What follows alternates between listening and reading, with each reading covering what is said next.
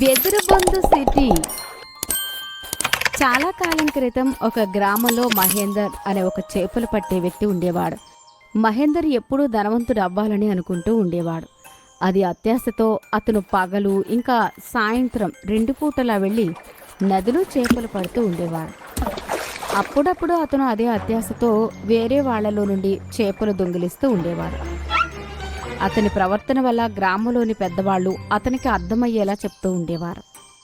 ఓ మహేంద్ర బాబు, చేపలు పట్టడానికి కూడా ఒక సమయం అంటూ ఉంటుంది బాబు.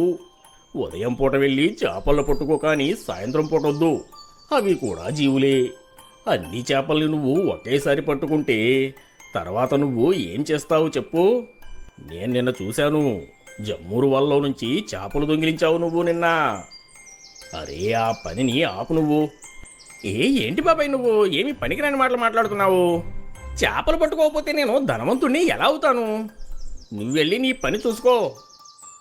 ఎవరు చెప్పినా అతను వాళ్ళ మాటలు వినేవాడు కాదు. ఇంకా అలానే జరిగింది. కొన్ని రోజుల తర్వాత నది ఒడ్డున ఇంకా నదిలో చేపలు పూర్తిగా అయిపోయాయి. ఇప్పుడు మహేందర్ ఏమీ చేయలేక నది మధ్యలోకి వెళ్ళి చేపలు పట్టాల్సి వచ్చేది. మొదట్లో వాతావరణం బాగుండేది కాబట్టి అతను అక్కడ చాలా పెద్ద పెద్ద చేపలు పట్టేవాడు. కానీ తర్వాత మెల్లిగా వాతావరణం మారిపోయింది.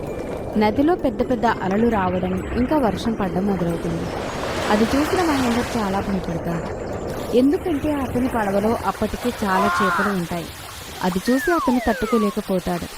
ఇంకా ఆ పడవ అందులో మునిగిపోయింది. మహేందర్ అతని ప్రాణాలు కాపాడుకోవడం కోసం నదిలో తేలుతూ ఉంటాడు. ఇంకా అలా తేలుతూ అతను నది మధ్యలో ఉన్న ఒక సిటీకి వస్తాడు. అది వెదురు బంధులతో ఉన్న సిటీ. ఆ గ్రామం వాళ్ళు మహేంద్ర స్పృహ కోల్పోయి ఉండడం చూసి అతన్ని తీసుకుని డాక్టర్ దగ్గరికి వెళ్తారు. డాక్టర్ ఇంకా వాళ్ళ కుటుంబం వాళ్ళు మహేందర్ని చాలా బాగా చూసుకుంటారు. ఇంకా అతని కోసం వెదురు బొందులతో ఒక పడవని కూడా తయారు చేస్తారు. ఎందుకంటే అతను బాగా అయిన తర్వాత తిరిగి అతని ఇంటికి వెళ్ళడానికి. అది చూసి మహేందర్కి అతను చేసిన తప్పు తెలుస్తుంది. ఇంకా అతను మనసులో ఇలా అనుకుంటాడు, నేను ఎంత స్వార్థం ఉన్న మనిషిని, కానీ ఇక్కడ వాళ్ళందరికీ ఎంత మంచివారు, ప్రేమగా చూసుకుంటున్నారు. నేనైతే అలా చేసేవాడిని కాదు. చాలా తప్పు చేశాను. నేనైతే నా స్వార్థాన్ని మాత్రమే చూసుకునేవాడిని. కొన్ని రోజుల్లోనే మహేందర్ బాగవుతాడు. ఇంకా పడవలో కూర్చుని తిరిగి వాళ్ళ ఇంటికి వెళ్తూ ఉంటాడు. గ్రామంలోని 2 వ్యక్తులు అతన్ని నదిలో పంపిస్తూ ఇలా అంటారు, చూడు బాబు, నీకు సేవ చేసుకునే అదృష్టం దొరికినందుకు మేము చాలా ఆనందపడుతున్నాము. ఈ గ్రామం వాళ్ళందరి తరపున నీకు ఒక చిన్న బహుమతిని ఇస్తున్నాము. ఇదిగో, దీన్ని నువ్వు తీసుకో. ఇందులో బంగారం, వెండి నాణ్యాలు ఉన్నాయి.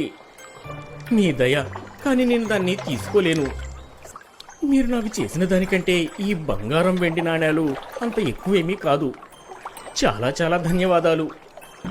ఇలా చెప్పి మహేందర్ తిరిగి అతని గ్రామానికి వెళ్తాడు. అక్కడికి వెళ్ళిన తర్వాత అతను అందరితో బాగా కలిసిమెలిసి ఉండేవాడు. ఇంకా అందరికీ సహాయం కూడా చేస్తూ ఉండేవాడు. ఎందుకంటే అతను వెదురుబొందు గ్రామంలో ఉండి నేర్చుకున్నాడు, అందరితో కలిసిమెలిసి ఉంటేనే ఆనందంగా ఉంటారు అని. వెదురుబొందు గుడ్డు ఆమ్లెట్. ఒక గ్రామంలో నీలమణి అనే ఒక అబ్బాయి ఉండేవాడు. అతని తల్లిదండ్రులు చనిపోయారు. అందుకే అతను చిన్నప్పటి నుంచి వాళ్ళ నాన్నమ్మతో కలిసి ఉండేవాడు. అతని నాన్నమ్మ అతన్ని బాగా చూసుకునేది, ఇంకా అతన్ని బాగా ఇష్టపడేది. కానీ నాన్నమ్మ ప్రేమ వల్ల నీలమణి బాగా పాడవుతాడు. అతను స్కూల్కి వెళ్ళి చదువుకోకుండా స్నేహితులతో ఆవారాలు అక్కడ ఇక్కడ తిరుగుతూ ఉండేవాడు. ఒకరోజు గ్రామంలోని హెడ్ మాస్టర్ అతని నాన్నమ్మని స్కూల్కి పిలుస్తాడు. ఇంకా ఇలా అంటాడు, చూడండి విమలాదేవి గారు, మీ మనవడు చాలా పాడయ్యాడు. స్కూల్లో కూడా బాగా అల్లరి చేస్తున్నాడు. మేము ఇప్పటికే అతని అల్లరిని చాలా వరకు క్షమించేశాము. ఈ విషయం చెప్పడానికి నాకు చాలా బాధగా ఉంది. మేము అతన్ని స్కూల్లో నుంచి పంపించి వేస్తున్నాము. నీలమణి వాళ్ళ నాన్నమ్మ హెడ్ మాస్టర్ని చాలా బ్రతిమాలుతుంది. కానీ ప్రిన్సిపాల్ తన ఒక్క మాట కూడా వినకుండా నీలమణిని స్కూల్లో నుంచి పంపించేస్తాడు. ఇంటికి వచ్చిన తర్వాత నాన్నమ్మ నీలమణిని తిడుతూ ఇలా అంటుంది, ఎన్నిసార్లు చెప్పారా, నువ్వు బాగా చదువుకొని బాగుపడమని ఎన్నిసార్లు చెప్పాను, కానీ నువ్వు నా కళ్ళ మీద నీళ్లు చల్లావు. అలా చెప్తూ నీలమణి వాళ్ళ నాన్నమ్మ బాగా ఏడుస్తూ ఉంటుంది. నాన్నమ్మ ఏడవడం చూసి నీలమణికి చాలా బాధగా అనిపిస్తుంది. నాన్నమ్మ, నన్ను క్షమించండి. నేను మిమ్మల్ని బాధ పెట్టాలి అని అస్సలు అనుకోలేదు. కానీ ఏం చేయమంటారు, నాకు చదువుకోవటం అంటే అస్సలు ఇష్టం లేదు. చూడండి, నేను తప్పకుండా రేపు ఏదో ఒక పని వెతుక్కుంటాను. ఇంకా మీ పేరుని నేను నిలబెడతాను కూడా. ఇంకా అతను గ్రామంలో చిన్న చిన్న పనులు చేయడం మొదలు పెడతాడు. దాంతో అతనికి కాస్త సంపాదన రావడం మొదలవుతుంది. కానీ అతను ఏదైనా పెద్దది చెయ్యాలి అని అనుకుంటాడు. అందుకే అతను ఒకరోజు వాళ్ళ నాన్నమ్మతో ఇలా అంటాడు, నాన్నమ్మ, నేను సిటీకి వెళ్ళి ఏదైనా చెయ్యాలని అనుకుంటున్నానని. అతని మాటలు విని నాన్నమ్మ అతన్ని సిటీకి వెళ్ళడానికి ఒప్పుకుంటుంది. ఇంకా అతను ఆ రోజు తినడానికి వెదురు బొందులో ఒక ఆమ్లెట్ తయారు చేసి తినడానికి ఇస్తుంది.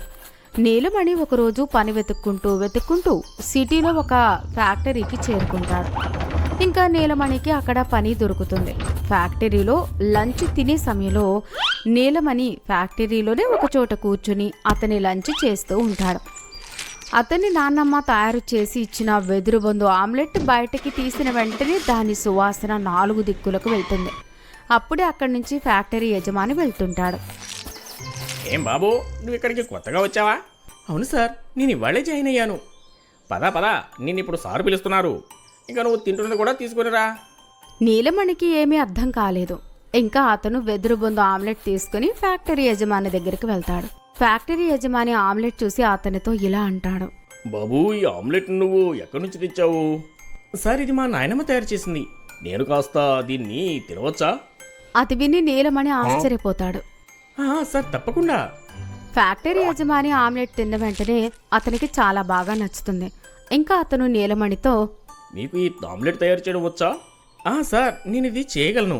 ఇది ఒకటే కాదు, నేను బ్యాంబూతో ఇంకా చాలా వెరైటీలు చేయగలను. మా నాన్నమ్మ నేర్పించింది నాకు. సరే బాబు, నువ్వు రేపటి నుంచి ఇక్కడ పని చేయకు. మన హోటల్ ఉంది కదా, నువ్వు అక్కడ పని చేయి.